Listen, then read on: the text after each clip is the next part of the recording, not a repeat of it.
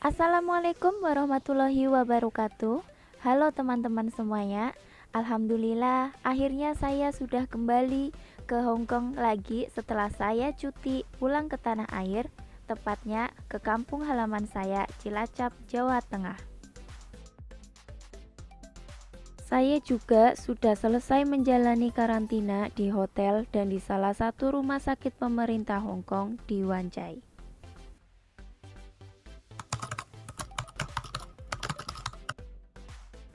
Karena pada saat saya karantina di hotel, kesehatan saya mulai menurun, sehingga mengharuskan saya dirawat di rumah sakit.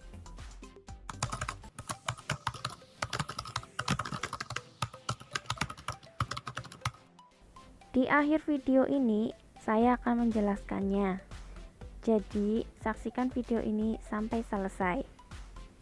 Karena sekarang saya akan berbagi informasi tentang syarat-syarat untuk bisa melakukan check-in dan terbang masuk kembali ke Hong Kong.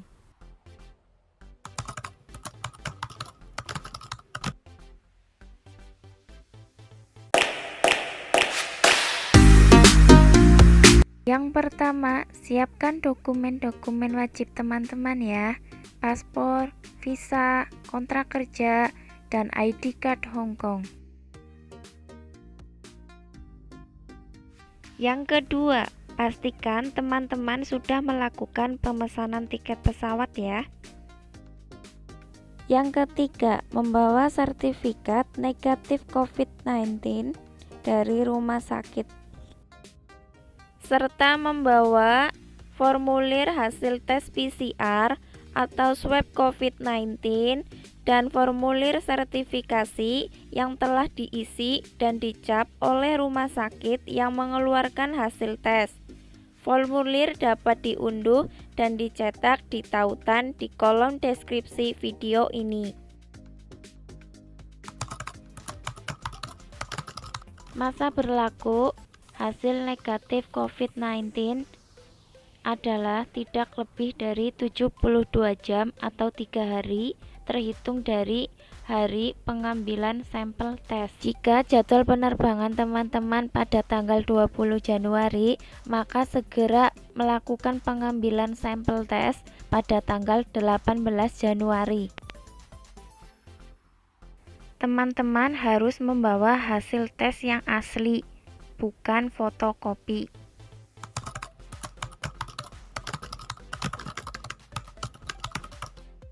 Berdasarkan dari apa yang saya alami kemarin, saya putuskan untuk tetap pergi ke Bandara Soekarno-Hatta tanpa membawa hasil tes PCR yang asli, karena dari pihak rumah sakit memberitahukan bahwa nanti hasilnya akan dikirim via WhatsApp dan email.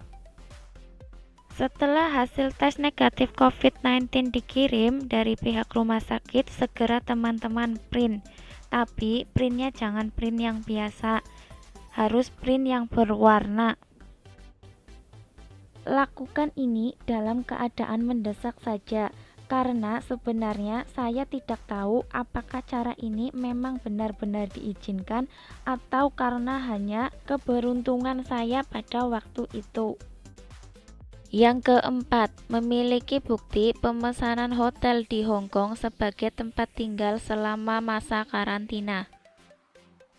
Setelah semua syarat-syaratnya lengkap, baiknya kumpulkan menjadi satu dan masukin ke dalam map seperti ini. Mapnya sembarang ya, terserah, dimasukin plastik juga nggak apa-apa. Ini untuk mengantisipasi agar tidak ada yang terjatuh ataupun tertinggal. Kalau teman-teman sudah mempunyai semua syarat-syarat ini, dijamin di bandara check-in kamu bakalan lulus. Nggak ada yang namanya gagal terbang atau check-in ditolak.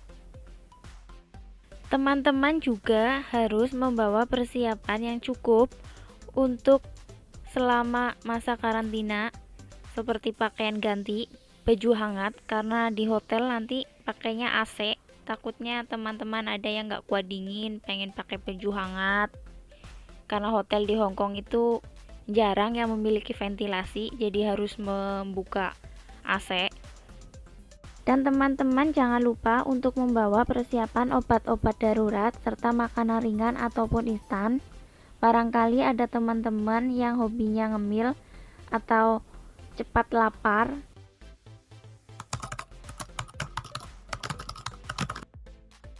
Karena saya terbang dari Bandara Soekarno-Hatta, jadi saya datang ke Terminal 3 Soekarno-Hatta. Sesampainya di bandara, kita harus mengantri dahulu untuk validasi sertifikat negatif COVID-19. Tempat validasi sertifikat negatif COVID-19 dibuka 3 jam sebelum jam penerbangan. Serahkan semua sertifikat hasil tes negatif COVID-19 kepada petugas validasi di bandara untuk diperiksa dan diberi stempel valid. Jika sudah distempel valid, berarti sertifikat itu bisa digunakan untuk check-in. Setelah proses validasi sertifikat negatif COVID-19 selesai, kita bisa segera melakukan check-in. Selamat datang di penerbangan ke Hong Kong. Oh iya teman-teman, saya mau memberi saran, lebih baik teman-teman membawa persiapan obat darurat, makanan ringan, biskuit, roti, ataupun mie gelas, dan juga termos air hangat ke bagasi kabin. Untuk termos air hangat, nanti di pesawat teman-teman minta aja ke pramugari atau pramugaranya untuk diisi penuh sama air panas ya, untuk bekal nanti kalau sudah mendarat. Yang teman-teman bawa di bagasi kabin ini barangkali akan dibutuhkan teman-teman saat menjalani prosedur kedatangan di Hong Kong. Lebih tepatnya saat menunggu hasil tes COVID keluar, karena proses menunggunya itu cukup lama. Dari pengalaman saya tes pagi hari, hasil tesnya keluar pada sore hari jam 3:30 sore. Nah, jadi itu manfaatnya membawa bagasi kabin dengan bekal seperti yang saya sebutkan tadi. Karena proses menunggu yang lama, kita tidak mendapat makanan nasi ataupun mie yang sangat mengenyangkan ya. Cuma dapat sandwich. Sandwichnya cukup besar, 2 potong. Dan air mineral. Jadi kalau yang biasanya makannya banyak atau harus ketemu nasi atau setidaknya mie, kan gunanya membawa mie instan, mie gelas itu biar bisa diseduh dengan air panas yang kita minta di pesawat tadi pakai termos yang kita bawa. Di tempat kita menunggu hasil tes COVID-19-nya keluar, di sana bisa buat ngecas, ada toilet juga. Jadi nggak usah khawatir baterainya lobat, yang penting bawa cacasan atau power bank. Di sana ada stop kontak. Cuma nggak banyak ya orangnya, tapi banyak banget yang nunggu. Setelah hasil tes negatif COVID-19 keluar, maka teman-teman akan dipandu menuju bis yang akan mengantarkan ke tempat karantina sesuai hotel yang teman-teman booking. Sesampainya di hotel, teman-teman harus melakukan prosedur sesuai dengan apa yang telah petugas di bandara jelaskan kepada teman-teman waktu prosedur kedatangan. Selama dalam masa karantina di hotel, kita akan menjalani beberapa kali tes swab atau PCR. Berdasarkan pengalaman saya, 1 hari sebelum kita melakukan tes, kita akan mendapatkan telepon dari pihak kesehatan Hong Kong bahwa besok akan ada petugas kesehatan Hong Kong yang datang ke kamar hotel kita mengantarkan tempat untuk menampung sampel tes dan harus dikumpulkan hari berikutnya. Petugasnya akan kembali untuk mengambil sampel tes. Untuk hasilnya nanti kita juga akan diberitahu lewat telepon.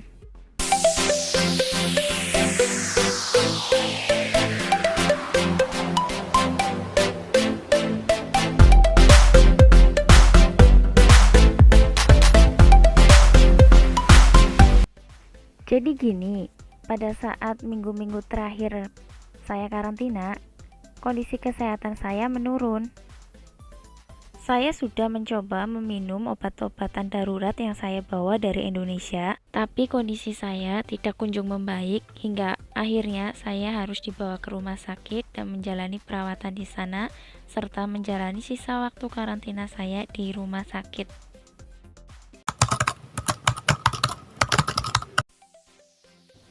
Berdasarkan dari pengalaman saya, pada waktu kesehatan saya menurun, saya mencoba mengkonsumsi obat-obat darurat yang saya bawa dari Indonesia berdasarkan apa yang saya rasakan. Kebetulan pada saat saya karantina, awalnya saya mengalami diare, jadi saya meminum obat diare dan setelah itu saya tidak merasakan keadaan saya membaik, malah saya merasakan ada mual hingga muntah-muntah, merasa dingin dan lemas, dan saya pikir saya masuk angin karena setiap hari berada di ruangan ber-AC. Jadi saya meminum obat masuk angin.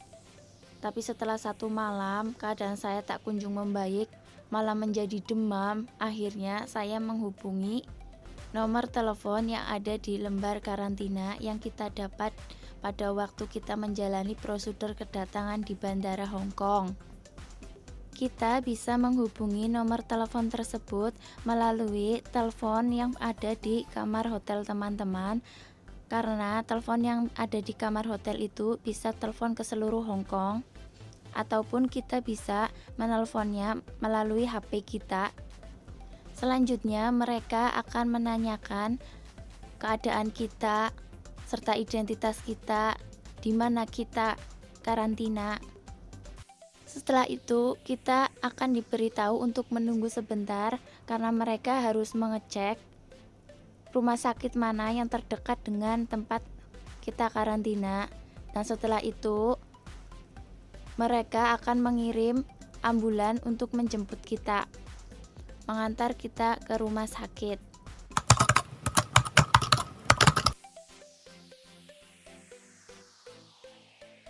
Kita harus membawa semua dokumen-dokumen penting kita dan beberapa pakaian ganti, serta sedikit makanan ringan seperti biskuit. Jangan lupa untuk membawa charger HP ya teman-teman. Kalau ada power bank juga.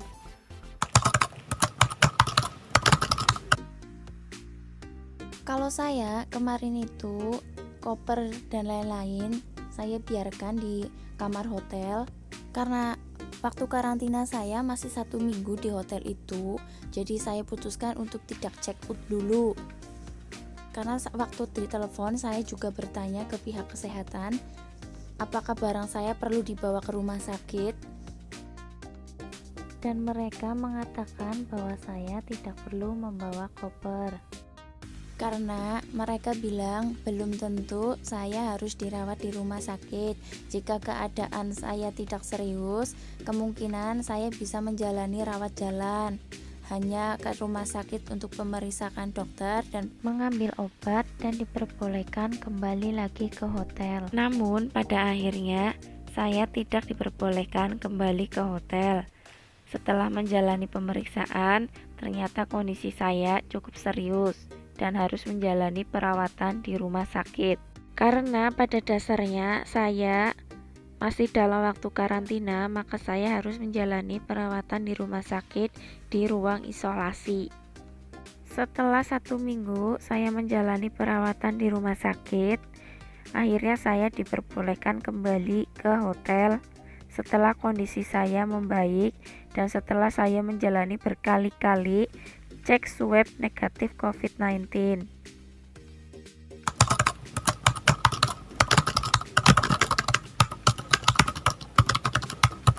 Semua biaya perawatan saya di rumah sakit ditanggung oleh pemerintah Hong Kong, tidak dibebankan kepada saya ataupun asuransi yang diurus majikan. Karena kebetulan masa karantina saya sudah selesai, maka saya diperbolehkan pulang ke hotel menggunakan transportasi umum. Jika pada saat itu saya masih dalam waktu karantina, maka saya tidak diperbolehkan kembali ke hotel menggunakan transportasi umum. Saya akan diantar kembali ke hotel menggunakan ambulan.